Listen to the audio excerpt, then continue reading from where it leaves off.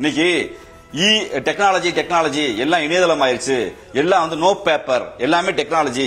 இங்க technology India வளர்ந்துன்னு சொல்றீங்க. ஏன் அதே டெக்னாலஜியை வச்சு மக்களை நீங்க செக் பண்ணிக்கலாமே? எதுக்கு ஊரா போய் பேப்பர் அடிச்சு கையில கொடுக்குறீங்க? இது முழுக்க ஜனநாயக திருட்டை, மக்கள் வாக்களிக்கிற ஜனநாயகத்தை விரும்புகிற மக்களை அப்புறப்படுத்துகிற வேலையை தேர்தல் ஆணையம் கொள்ளைப்புறமாக செய்திருக்கிறது. இது ஹிட்லர் செய்த பாசிசத்தை விட மோசமானதாக நாங்க குற்றச்சாட்டு வைக்கிறோம். ஆனாலும் அதை மீறி தேர்தல் பிளே லெவல்ல விளையாண்டுதான் ஆகணும்.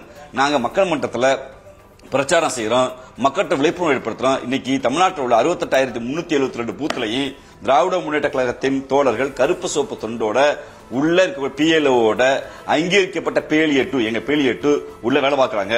நான் இதை முடிச்சிட்டு கூட இங்க இருக்கக்கூடிய ஒரு தொகுதிக்கு போய் PLOவோட போய் எங்க PLA2 போறாங்களான்னு ஆய்வு பண்றோம். நேற்று மேட்டுப்பாளையம் தொகுதியில 77 பூத்தை நான் ஆய்வு பண்ணிருக்கேன். நாங்க தேர்தல் வேலையை செஞ்சுதான் இருக்கோம். எங்க மாண்புமிகு முதலமைச்சர் அவர்கள் என் வாக்குச்சாவடி வெற்றி வாக்குச்சாவடின்னு எங்க எல்லாரையும் தேர்தல் களத்துக்குள்ள அனுப்பியிருக்காரு. நீங்க இப்பவும் சொல்றேன், நீங்க இது வட இந்தியா தென்னிந்தியா பிரிச்சாலும் பரவாயில்ல, உங்களுடைய பாஜகவுடைய பாச தத்துவத்தை, உங்க திருட்டுத்தனத்தை, உங்களுடைய சட்டவிரோத போக்க தமிழ்நாட்டில் திணிக்க நினைச்சா இது பேரறிஞர் அண்ணா, தந்தை பெரியார், தலைவர் கலைஞர், எண்ணிலடங்காத திராவிட தீவிரர்களால் வளர்க்கப்பட்டவன், தெளிவு பெற்றவன், நாங்க திருப்பி அடிப்போம் ஜனநாயகத்துக்கு உட்பட்டு.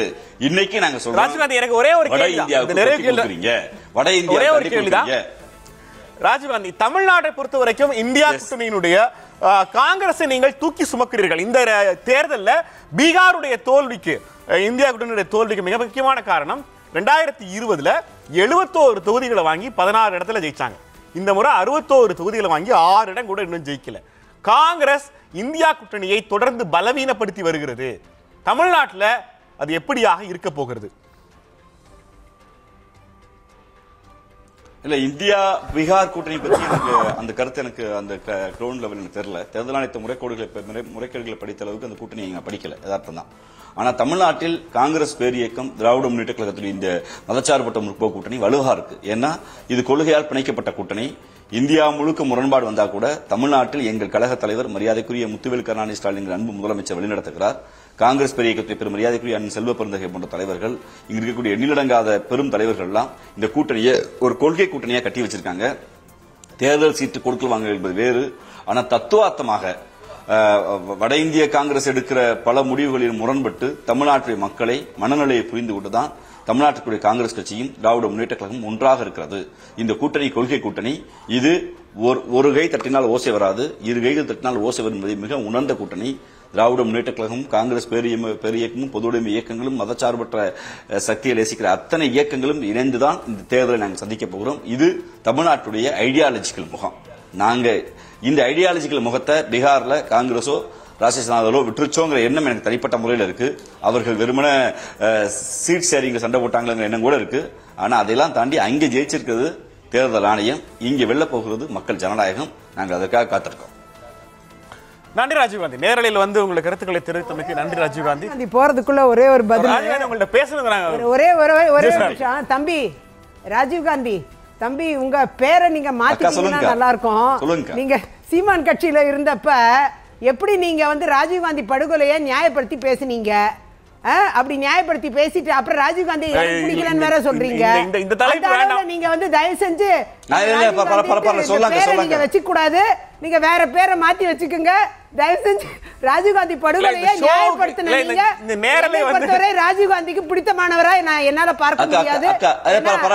நான் இருந்ததால நான் சொல்றேன், படுகொலையை நியாயப்படுத்தி பேசக்கூடாது. அதே மாதிரி திமுகவும் அந்த படுகொலை செய்தவர்களை விடுவிச்சிருக்கு. அந்த அளவுல வந்து இன்னைக்கு பிஜேபி மட்டும்தான் இந்த தேசத்தை காப்பாற்றக்கூடிய இடத்துல. ராஜீவ்காந்தி படுகொலையும் தவறு, படுகொலை செய்யப்பட்டவர்களை விடுவிக்க கூடாதுன்னு சொன்னாங்க. ஆனா திமுக முனைப்பா நின்று ராஜீவ்காந்தி படுகொலை செஞ்சவங்களை விடுவிச்சாங்க. போகக்கூடிய நீங்க வந்து நீங்க பேரை மாத்திக்கிங்க. ராஜீவ்காந்திக்கு பேர் வைக்கிறதா இப்ப டிபேட்? ஆமா, தயவு செஞ்சு பேரை மாத்தி. அக்கா பரவாயில்ல, அக்கா இல்ல தோழ பரவாயில்ல, அக்கா ராஜீவ்காந்தி மீது கூட அக்கறைப்படுறாங்க. ரொம்ப நாளா என் மனசு அரிச்சிட்டு இருந்த விஷயம் ராஜீவுக்கு சொல்லிட்டு. அக்கா பிளீஸ்கா பரவாயில்லக்கா.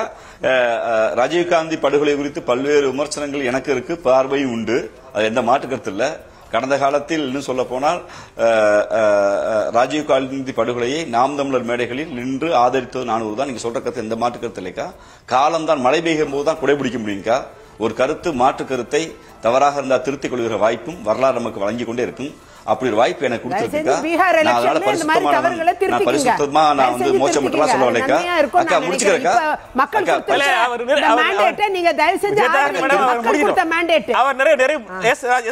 சொல்லுங்க. பரவாயில்ல அக்கா, மக்கள் மேண்டேட் எதுக்க சொல்றாங்க. நான் இது வந்து எலெக்ஷன் கமிஷன் மேண்டேட். இந்த ராஜீவ்காந்தி பேருக்கா சொல்ல வர்றேன்.